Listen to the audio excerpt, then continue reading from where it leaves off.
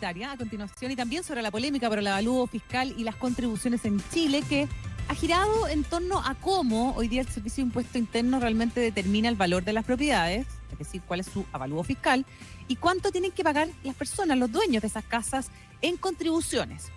Esta discusión se ha intensificado con las recientes revalorizaciones del Servicio de Impuesto Interno, además con las declaraciones del director del Servicio de Impuesto Interno a propósito de los que reclaman por el alza de las contribuciones.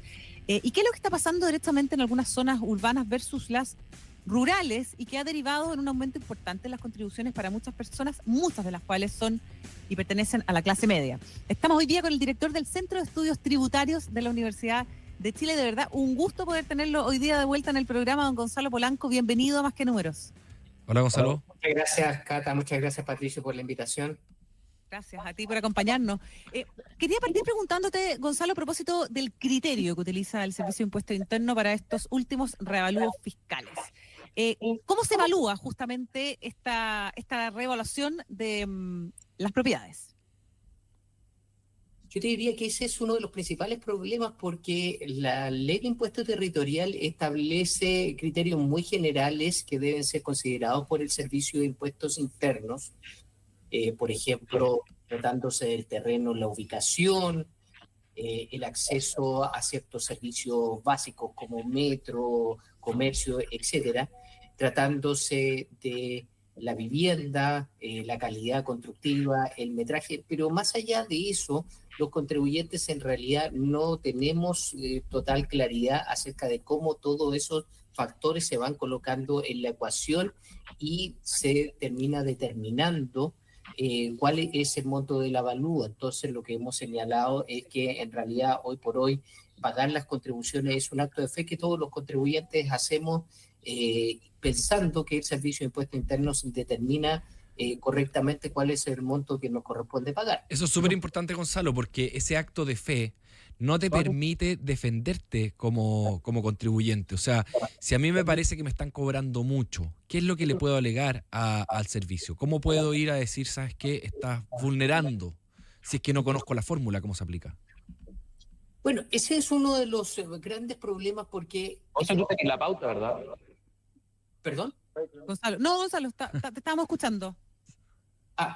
Sí, ese es uno de los problemas que existe debido a que las fórmulas, las vías para poder impugnar estos avalúos existen.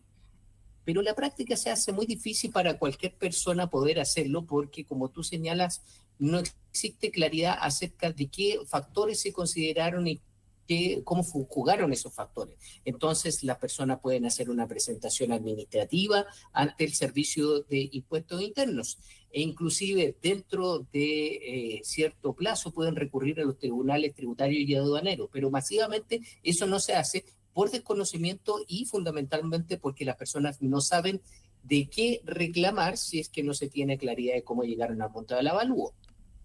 ¿Cómo se hace en otras partes? ¿Por qué hacerlo tan difícil? En otras partes yo lo que he escuchado es que te cobran un 1,5% del valor de la propiedad y punto, o un número. Existen distintos esquemas, pero en muchos países lo que se tiende a declarar es el valor que tuvo la propiedad cuando la adquiriste, reajustado por la inflación. Es decir, si yo me compré la casa, por ejemplo, hace 10 años, yo actualizo solamente por IPC el valor, el precio que yo pagué y se establecen algunas adecuaciones, por ejemplo, cuando la casa es heredada o cuando se ha adquirido de otra forma, en procesos que son de autodeclaraciones. Este proceso que nosotros tenemos ha ido quedando desactualizado. Hay que recordar que la ley es de la década del 60, está construida pensando en un país totalmente distinto, en un país rural, en donde las personas que vivían en propiedades urbanas eran una especie de manifestación de riqueza y las personas que vivían en el campo tenían una situación más desmejorada. Pero eso todo ha ido cambiando y no se ha ido modificando la legislación correspondientemente. Gonzalo Polanco, estamos hoy día con el director del Centro de Estudios Tributarios de la Universidad de Chile. Quería preguntarte, ¿a quién perjudica esta alza de las contribuciones? Porque Javier Echeverri decía que esto era un reclamo del 20% más rico de la población, pero ¿A quién afecta hoy día directamente dentro del sector de la clase media o quizás solamente clase alta este aumento de las contribuciones, este reavalúo fiscal? El director de Impuestos Internos posteriormente reconoció que había habido un error en sus declaraciones porque en realidad no afecta necesariamente a la población más rica, sino que a aquellos que son propietarios de las casas que tienen mayor avalúo fiscal, que no necesariamente son las personas más ricas porque este impuesto territorial mira probablemente tu situación pasada y no necesariamente la presente. El caso más paradigmático es qué es lo que pasa con los jubilados. Durante toda tu vida laboral pudiste tener cierto nivel de ingresos, eso te permitió comprar una buena vivienda, esa vivienda además ha subido de valor, pero tú te jubilaste y en consecuencia se te hace muy difícil pagar el impuesto. Efectivamente, cerca de el 77% de las propiedades en este momento en el país están exentas de impuestos. Entonces, afecta a aquellas viviendas de mayor valor, pero que no necesariamente son las personas más ricas del país. Es que esto es parte entonces, Gonzalo, de la explicación, porque como este es un impuesto que se cobra sobre el stock y no sobre el flujo, puede haber gente que sea muy rica patrimonialmente hablando, pero que no reciba ingresos, como por ejemplo jubilados. Entonces, entiendo que incluso esto tiene como una interpretación constitucional. No sé si es que tú puedes abordar esa arista, pero de que entiendo que hasta la Constitución dice que solo se pueden cobrar impuestos a partir de los flujos, ¿o no? Claro, efectivamente, el impuesto territorial siempre ha generado una discusión de carácter constitucional porque lo que señala la Constitución es que se pueden cobrar impuestos sobre las rentas.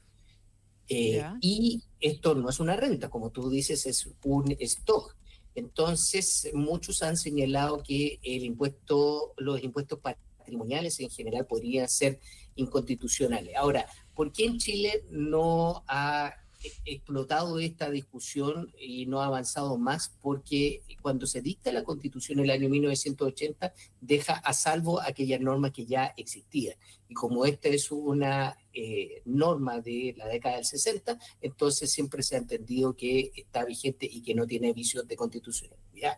Pero sí, efectivamente, es una discusión que yo creo que debería verse con un poco más de perspectiva. Ya, perfecto. Gonzalo Polanco, te quería preguntar respecto de el valor o el factor que en el fondo determina el potencial comercial de una propiedad para poder justamente valorizar la contribución o para poder hacer ese avalúo fiscal. ¿De qué manera o cómo se compensa, digamos, ese potencial inmobiliario versus el uso que uno le da a una propiedad o a un territorio? No estoy seguro de haber entendido bien la pregunta, pero lo que yo interpreto es que básicamente se tiene que tomar en consideración al momento de hacer el avalúo, el valor de la propiedad, y evidentemente el valor de una propiedad comercial es muy diferente del valor de una vivienda por el uso que tiene, y esos factores deberían ser considerados. Ahora, efectivamente, y nuevamente volvemos al problema, no está suficientemente claro cómo se considera. Por ejemplo, en el centro de Santiago, el director del Servicio de Impuestos Internos señaló que se le iba a restar este factor comercial que existe hace muchos años. Y muchos propietarios de locales comerciales en el centro de Santiago se vieron sorprendidos porque ni siquiera tenían idea de que se les aplicaba este factor de corrección que aumentaba sus contribuciones de bienes raíces. Entonces, nuevamente volvemos al tema de la gran opacidad que existe porque este factor se le ha estado aplicando durante muchos años y ellos no lo sabían. Conversamos con Gonzalo Polanco, director del Centro de Estudios Tributarios de la Universidad de Chile. Quiero preguntarte, Gonzalo, sobre la justicia tributaria de las contribuciones. Y uno de los puntos que también genera muchas ronchas es que cuando una persona compra una propiedad, probablemente compra con 20% de capital propio y 80% de deuda. O sea, es dueño de un pedazo nomás. Sin embargo, tiene que pagar contribuciones por todo, está pagando contribuciones por algo que en realidad todavía no es ni siquiera de él, es solo un quinto de él. ¿Es justo eso desde el punto de vista tributario? Bueno, ese es un gran tema que generan todos los impuestos de carácter patrimonial, porque junto con esa discusión se señala que se está pagando dos veces por un activo, porque el stock es la acumulación de los flujos que yo he tenido en el tiempo. Entonces, cuando yo tuve renta, tuve que pagar el impuesto a la renta, y ahora cuando con esa renta me pagué la casa, tengo que volver a pagar por esa casa. Entonces, también se genera un problema de injusticia. Hay otro problema de injusticia en el impuesto territorial y que dice relación a si es razonable que nosotros estemos obligando, especialmente a los adultos mayores, que han vivido durante muchos años en una casa, a vender ese activo porque no pueden financiar las contribuciones. Yo en este punto creo que claramente no es razonable y que una buena alternativa es reestudiar el incentivo adulto mayor que en este momento existe, que tiene varios requisitos y que muchas personas no cumplen, y yo creo que debería poder expandirse haciendo obviamente un estudio de cuál es el impacto fiscal que esto pudiese tener. Sí. Gonzalo, en opinión tuya, ¿el sistema de contribuciones que tenemos hoy día cumple con el principio de equidad tributaria? No, yo creo que hay varios temas que hacen que nuestro sistema en general tenga muchos problemas. Y esto existe a nivel de impuesto a la renta, existe problemas serios a nivel del IVA, pero concretamente en cuanto a las contribuciones, estas contribuciones, reitero, están mirando más a la situación del pasado de que lo que ocurre actualmente. Además, es una norma muy antigua. Por ejemplo, ¿de qué manera el Servicio de Impuestos Internos desde el punto de vista legal notifica la modificación de las contribuciones mediante la publicación de los avalúos en la municipalidad? Claro, eso en la década del 60 parecía ser muy razonable, pero hoy por hoy, por ejemplo, acá en Santiago, ¿quién va a las municipalidades a ver el avalúo de los bienes raíces? Entonces, las contribuciones de bienes raíces, el impuesto territorial, quizás es el impuesto más paradigmático que nos muestra la necesidad de hacer una actualización global de nuestra legislación tributaria. ¿Tiene viabilidad eliminar esto, Gonzalo? ¿Cuánto representa el presupuesto de la nación? Es Lo que se propuesta recauda. de un candidato eliminar las contribuciones. Sí, existen propuestas y para analizar dichas propuestas hay que considerar que las contribuciones de bienes raíces implican bastante plata.